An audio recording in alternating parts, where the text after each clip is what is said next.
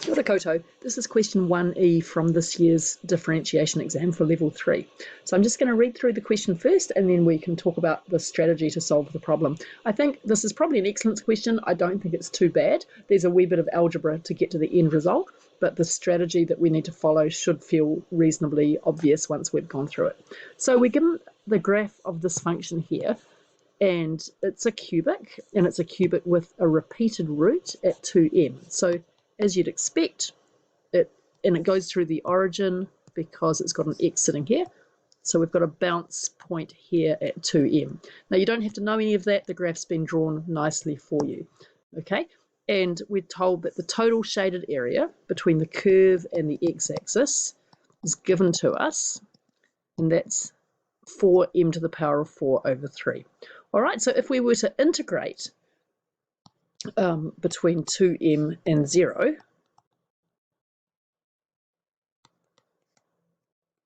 we would end up getting this area here. But we don't have to do that because we're doing a differentiation paper. So they've given you that result. So that makes this question much easier because what we have to do is to show that if we draw a right angle triangle that starts at this vertex here and has a point somewhere else on the curve, that if we figure out the area of that right angle triangle, the biggest possible area of a triangle like that is 3/8 of the total shaded area.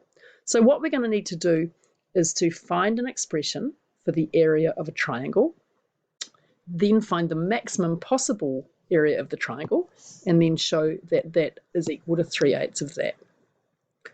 Okay, so if you want to pause the video here and have a go at that, that would be a good thing to do. So let's have a look at how we can do it. Well, I'm just going to draw a bad diagram. Let's see. So this point here is 2m. Let's just draw in a triangle so that we've got something to work with. Now, they've even done that for you in the question. We know that the area of a right angle triangle is half the base times the height. So the base here is going to be x, and the height is going to be this distance here. And because we know that that point is on the curve, just let me get rid of the ink to shape thing. Because we know that this point is on the curve, that means that we know that the height is the y value. So we can set up for ourselves the area of the triangle is equal to half times x, and then it's going to be times the y coordinate, right, which is x times x minus 2m squared. And it would be good to expand that out because we're going to be differentiating. I mean, we could use the chain rule on it, but I think it's probably easier just to expand. When I expand this quadratic-y bit in here, I get x squared minus 4mx plus 4m squared. And then we expand that out again, and we get a half x to the power of 4 minus 2mx cubed plus 2m squared x squared. Now, for a maximum area, we want to have dA by dx is equal to 0 for a max. That will give me a max or a min. And you'll see here we're going to end up with 3 points. 2 of them are going to be minima, and one's going to be the maximum that we want. So dA by dx is equal to 2x cubed minus 6mx squared plus 4m squared x, right? So that's just differentiating that. Remember that m and m squared is a constant, and this has to equal 0. So let's factorize that. You can see that we've got a common factor of 2x. So we have x squared minus 3mx plus 2m squared is equal to 0. Okay, so a couple of things to notice straight away. We can see that x equals 0 is a solution, but that's going to give me the area is equal to 0, so it's a minimum. Now we have to factorize or solve this quadratic.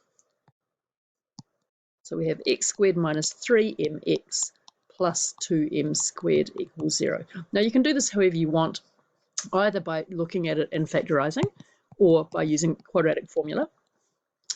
I think most of you probably can do this just by factorizing. The pattern's going to be an x here and an x here. We've got a minus here and a plus here. And we want to end up with 2m squared. So let's just see if this works. Yep, that's that. So I think that's by far the easiest way to go here. That gives us the two solutions, which are x is equal to 2m or x is equal to m. But if you think about your graph, when we've got x is equal to 2m, again, we don't have a triangle with any area, we just have a line. So this is a minimum. So the point that we want is x equals m. So just drawing our picture, here's 2m, here's m, and we can work out our triangle area now. So the area is equal to half times the base, which is m, times the height, and the height is going to be m times m minus 2m squared, right? All I'm doing here is substituting x is equal to m into my expression for y. So the area works out to be, what have I got? A half times m times m. Something's going wrong here. Oh, no, it's not. There we are. Times negative m squared, which is equal to a half m to the power of 4. And now we just want to look at what this is. And I'm just going to write A as the area of the triangle. So maximum area of the triangle over total area is equal to a half m to the power of 4 divided by 4/3 of m to the power of 4. Remember, we were given this at the start of the question. And we get half m to the power of 4 divided by 4m to the 4 over 3, which equals m to the 4 on 2 times 3 over 4m to the 4, which gives me 3/8 as required. So there you go. I'm sorry about the bad voice. I've still got this cold that is not COVID, but it is definitely slowing me down. I will try and do the helicopter question probably tomorrow, and then I've got a couple left to do in complex numbers and integration as well. Thanks for watching. If there are any other ones you want done from Merit or Achieve parts of the paper, just leave me a comment and I'll try and get to those as well.